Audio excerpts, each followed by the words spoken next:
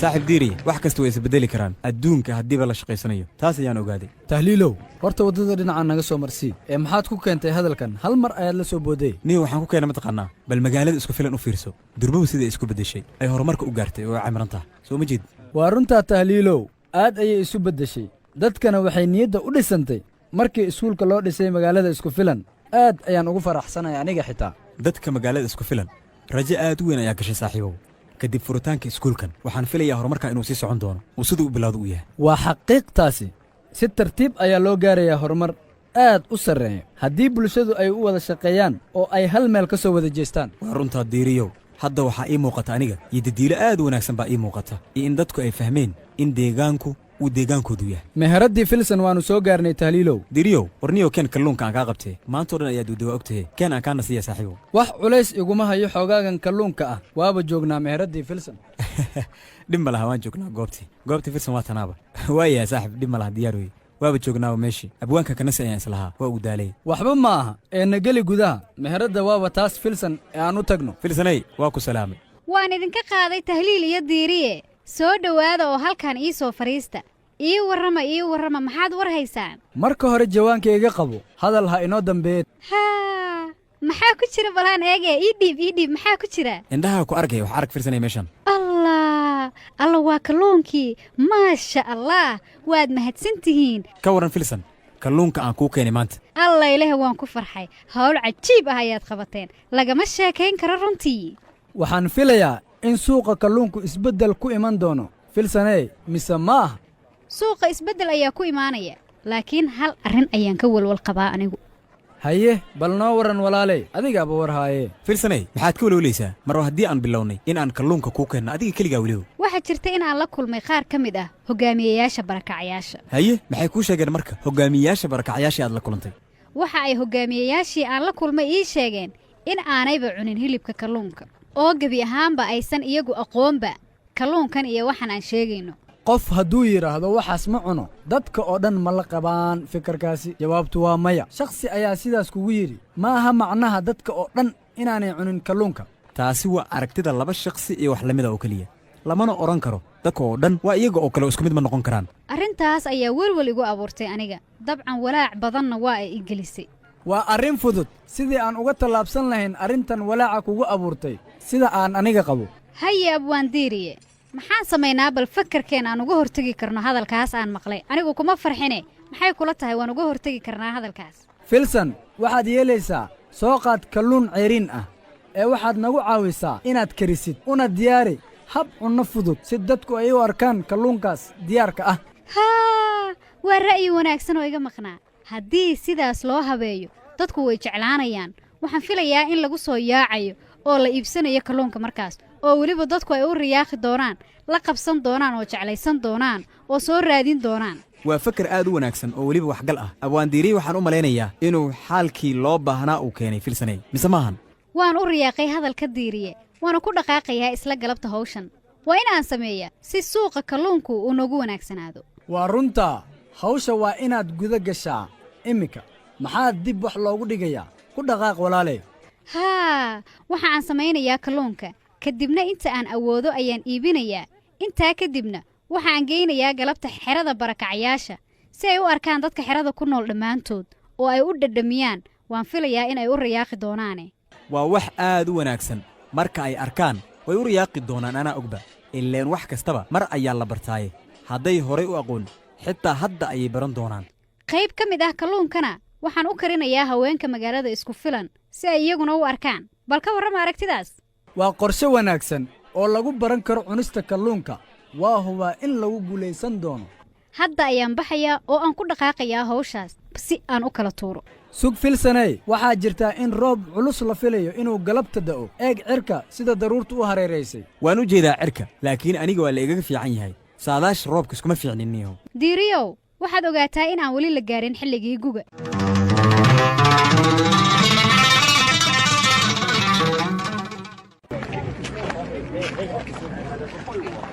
subax wanaagsan oday warsamow xaaladda ka waran waa la fiican yaha kabtan bilaalow ilaahay baa mahad iska leh adiga xaggaaga ka warran waa nabad qabnaa alxamdulilaah dhibaata ma jirto waxaa noo yimid sheekh cilmi iyo sharmaake waa kuwaan soo socda soo gala odayaal soo gala assalaamu calaykum waraxmatullahi wabarakaatu wacalaykum assalaam waraxmatullaahi wacalaykum assalaam waraxmatullaahi wabarakaatu subax wanaagsan ee soo fadhiista kabtan bilaal ayaa ila jooga soo dhowaada waa khayr weeye waan u jeedaa kabtan bilaal kabtan bilaalow bal waxaad adeer nooga warbixisaa arrimaha amniga iyo howlgelladiinna magaalada bal wixii soo kordhaya waxa kale waa tii baryahan aad mashquulka ku ahaydeen qorista ciidan cusub oo boolisa oo loo qorayey deegaanka xaggee wax idiin marayaan adeer ragga waa kuwii war kala qaata oo iswaraysta kabtan bilaal bal noo warran xaggee wax idiin maraya waa run inaan kala war qaadano waa waajib muqaddas ah oo na wada saaran idinka waxaad tihiin odayaashii magaaladan hoggaaminayey aniguna waxaan ahay midkii amniga u qaabilsanaa magaaladan dad kala maarma marnaba ma nihi waa dhab taasi kabtan bilaalow eniyo maxaa idii qabsoomay ilaa iyo hadda oo horumar wanaagsanaa ka samayseen dhinaca amniga oo kale aad baad u mahadsantihiin howlgalladeenna amniga waa kuwa joogto ah ciidankeenna booliiska waxaa had iyo goorba ay roondo ka samaynayaan magaalada isku filan iyo daafaheeda taasi waa mid joogto ah ka warqabka deegaanka wixii soo gelaya iyo wixii ka baxaya inaan la soconno waan garta adeer aad baan u garannay taas waana la soconnaa waa yahay dhanka kale ciidankii cusbaa ee aan qornay waa kuwa u diyaarsan in ay howlahooda gudagalaan dhowaan tababarkoodii waa gabogabo haddeer waa war wanaagsan goormee ayay howlgelayaan kabtan bilaalow ciidamadaasi cusub ee aad haatan noo sheegtay waxaan rajaynayaa oo aan aaminsanahay in ciidanka cusub ee booliiska ah ay shaqada la wareegi doonaan 2 bilood gudahood una diyaarsan yihiin howlahooda qalabkoodana loo dhammaystiri doono allaylehe isku filan aad ayay isu beddeshay ilaa iyo markii la xoreeyey waa akhbaar wanaagsan oo loo riyaaqo kabtan bilaal in magaalada isku filan ay maanta haysato saraakiil ciidan oo tababarkoodii soo dhammaysatay una diyaarsan shaqadooda ilaahay baa mahadda iska leh maasha allah waa hadal wanaagsan waanan ku raacsanahay warsame wax badan ayaa isbeddelay horumar weyn ayaa la gaadhay insha allahu tacaala horaynu u soconaynaa aad iyo aad waa sax wax la difiri karo maaha isbeddelka muuqda ee soo kordhay laakiin haddii aannagu nahay golaha deegaanka waxaa nalooga baahan yahay oo nalooga fadhiya in aannu wax badan qabanno oo ay ka mid yihiin dhanka amniga nadaafadda iyo bilic soo celinta magaalada maadaama in badan magaaladu aanay daryeel wanaagsan oo dhanka helin bilicda ah warka noo jilci sharmaake maxaan qabannaa haddaannu nahay golaha deegaanka iikaadiya waan soo bixinayaa halkanaan ka eegaya howlmaameedka aynu bilaabi doonno oo aan wax ku bilaabi dooneen qaban doonneen haye bal noo sheeg waa khayr qabsada warqadahan muddo dheer ayaan soo wada shaqaynaynay haddaynu nahay odayaasha golaha deegaanka oo aan deegaanka hoggaaminayay hadda magaaladu waxa ay u baahan tahay hal guddoomiye degmo si u hoggaamiyo wejiga xiga ee horumarka deegaanka oo ay keligii hawsha ugu koobnaato islamarkaasina noqdo mas-uul degmada loo idmaday yaah waa hadal wanaagsan weligeedba isku filan waxay lahayd hoggaan mid ah markii hore laakiin sida aad noo sheegtay waa mid horseedaysa horumar waxaa ogsoonahay in hal hoggaamiye loo baahan yahay inuu maamulo waxba kama qabo aniga haddii lagu heshiinayo intaas kadib waxaan wataa hal codsi oo aan si wada jiraeda ku soo jeedinayo haddaad siin odayaashii deegaanka oo mas-uuliyaddan wax badan ka og markaa walaalayaal codsigaasaan rajaynaya insha allah idiin soo gudbiyo haye bal soo sheeg waaba wax aan maanta ku talagelin arrintaas waxaan idinka codsanayaa maadaabaan anigu ahay qofka ku habboon inuu magaaladan maamulo deegaankana in aad ii tanaasushaan oona hoggaamiyaha magaalada isku filan noqdo oo halkaasi igu doorataan oan hormuud idinku noqdo dhanka horumarka anigu sharmaakow waxba kama qabo waan oggolahay waad mahadsan tahay waanan kaa filayay warsamow aad iyo aad baanaad igu mahadsan tahay inaad ii noqoto shakhsigii koowaad ee cumaamadaha sharmaake meeshan maaha dhaqaale la ururinayo ama dayn qof lagu lahaa oo laga tanaasulayo meesha waxa yaalla waa howl ummad loo qabanayo ma garata niyo maxaad ka waddaa hadalkaa sheekh cilmi oo anigu si wacan kuma fahmin soo wada bax warkay fahamsii saaxib anigaa fahmay sheekh cilmi hadalkiisu waxaa weeye anigu ma oggolay arrintaas sharmaakow sidaasuu kuula hadla haa waa sida uu warsamo sheegay adigaa banyaaniyey warka warsamow macnaha waxaad ula jeeddaa ma kuu tanaasulaya soo maaha warka beedhiciisuba waa intaas niyo waa yahay waad mahadsan tahay waa sidaas ayaan waxba dib loo noqonay hore ha loo socdo waxaan diyaar u ahay inaan xilkaas guddoomiyaha u tartamo oo aan ku biiro dadka u loolamaya ciddii ku guulaysata ha maamusho deegaanka isku filan hadalku waa sidaas loona noqon maayo warniyo dhib ma laha kowdhe waa u tartami kartaa sheekh cilmiyow aniguna waan u tartamaya insha allah sheekh cilmi iyo sharmaake labadiinnaba midkii u roon magaalada oo khayr ugu jiro iyo degaankeennaba ilaahuw guusha noogu sahal wabillaahi tawfiiq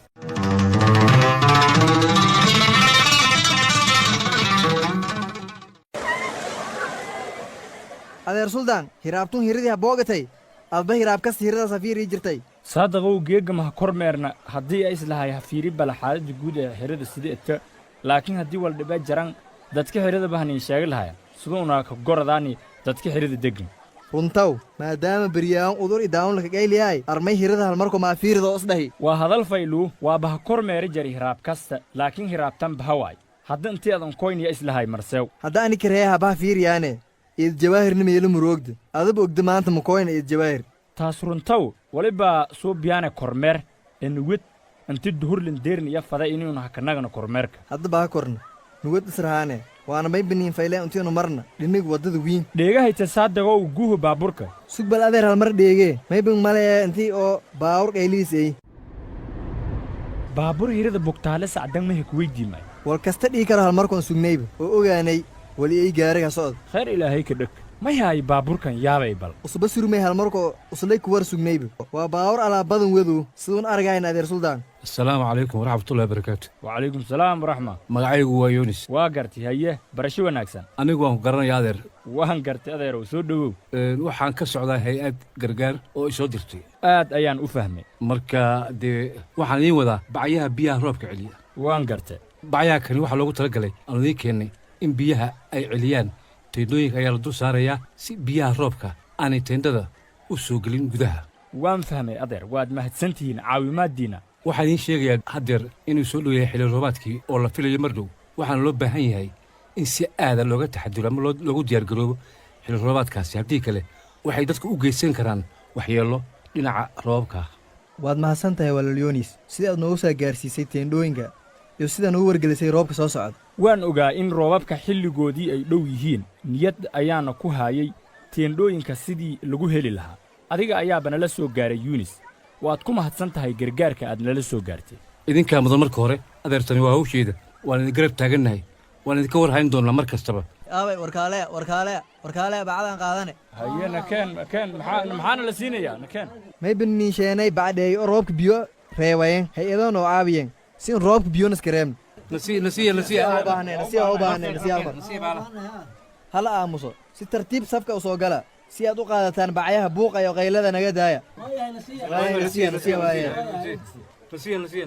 si nidaam leh a u qaadano bacyaha na lagu caabiya ma garateen adeer suldaan waxaan kuu dadaalaynaa inaan idinka war hayno hay-ad ahaan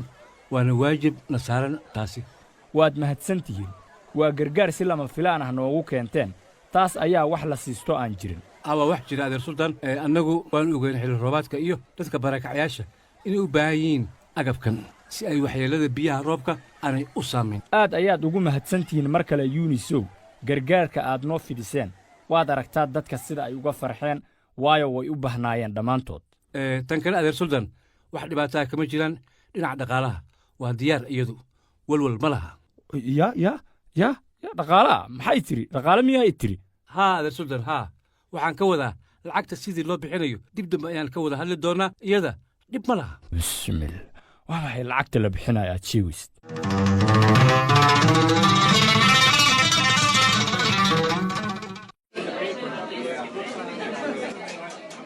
saaka tahliil iyo diiriye waxa aan ka sugayaa kalluunkii inay ii keenaan haddee dadka inay la qabsadaan ayaan doonayaa kalluunka haddii ay keenaan oo sida aan hawsha u bilaabay aan u wado dadku way la qabsan doonaan wayna noo hagaagi doontaa sida aan doonayo ayay noqon doontaa haa dadka waa baraynaa kama rajo dhigayno subax wanaagsan filsaney wanaagsan oo wacan nasri walaal soo dhowow kaala bal soo gudub waa dhowahay walaashay nasro bal aan warku siiya saaxiib warba anaa kuu hayee haye warka keen ee filsaney ii waran bal saaxiib shalay hawl culus ayaan galay hawl sidee ah walaalay ii jilci bal waan kuu jeeday adoo isla hadlaaya ayaan kuugu soo galay saakay waanba yaabayay shalay tahliil iyo diiriye ayaa kalluunkii ay soo jilaabteen ii keenay aniga oo halkan iska fadhiya meeshaydan ayaan fadhiyey oo ay igu keeneen waa gartay haye maxaa samaysay ma iibisa kalluunkii aan warku siiye kalluunkii horta shalay ma aanan iibin waan kariyey oo sameeyey oo diyaariyey kadibna waxa aan geeyey qaar ka mid ah xeryaha barakacayaasha adigaaba war ii haaya haye dadkii maxay dhaheen markay arkeen kalluunka aad samaysay nasroy marka aan xerada geeyey dadka qaar ayaaba shaki muujiyey bini'aadam waa iska taqaanaa dadku isku wada mid maaha qaarkood waa ay shakiyeen qaarkoodna waa ay soo dhoweeyeen oo qaateen oo cuneen oo isticmaaleen waa runtaa dadku isku wada mid ma aha waa kala aragti duwan yihiin mar kastaba waxaan kuu sheegayaa in dhowr dumar ah ay si fiican ii dhiirigeliyeen oo niyadda ii dhiseen oo weliba garab istaag ii muujiyeen waa fahmay waxaaba guul ah filsaney inaad soo bandhigto kalluunka aad samaysay waxaan kaloo kuu sheegayaa in daruuruhu ay mugdi ahaayeen roobab xoog lehna ay habeen hore da'een waan fahmay taas laakiin waad dadaashay adiga filsaney laakiin aan kuugu daree xilligii gugu weli ma bilaaban waana la sugayaa weliba si weyn tahliil iyo diiriye ayaa yimid filsan alla ilaah waanba sugaya tahliil iyo diiriye aaway xaggee bay joogaan warseelay yahay filsan iyo nasro ma la fiican yahay haa waa la fiican yahay waan fiicanahay ee ii warrama filsanay maxaan kuugu nimidba sootaan ballan lahayn oo aan shalay isku ogeyn inaan kalluun kuu keenno waa ilowda miyaa way og tahay inaan ballansanayn ee waxay nagu samaynaysay yoolbaar waa hubinaysaa inaan faramaran u soconno iyo inaan kalluunkii u keennay walaalay filsanay waa kan waan kuu wadnaa dalabkaagii kalluun ee aad naga sugaysay mana iloobin ballantaynii waan ka soo baxnay sooma jeedid waa kaa waan iska filayay inaad ii keenaysaan xoogaa ayaa dib iiga soo dhacdeen ma ahane waanba idin sugayey taas ayaa walwal iyara gelisay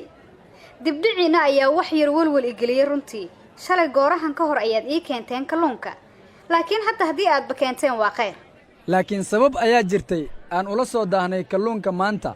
oo walwal nagu abuurtay laakiin saakay waan kalluumaysi tagnay tahliilo waan ku garanayaa ee ma wax dhibaato ah ayaad la kulanteen maanta si fiican ayaan ku aqaana aniga ee waxa ii sheeg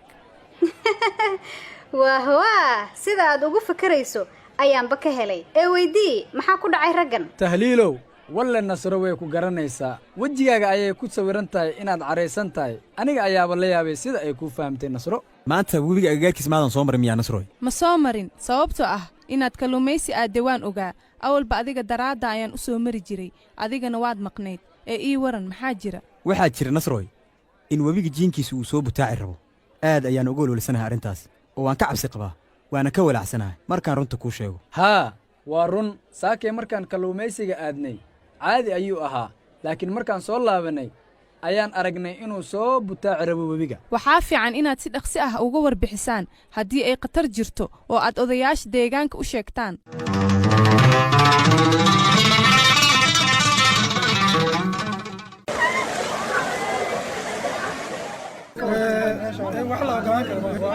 fadlan ha la aamuso ha la aamuso ha la aamuso akhyaare aan ismaqalno ha la aamuso ha la aamuso sheekh cilmi sharmaake jawaahir iyo marwe ma joogaan talow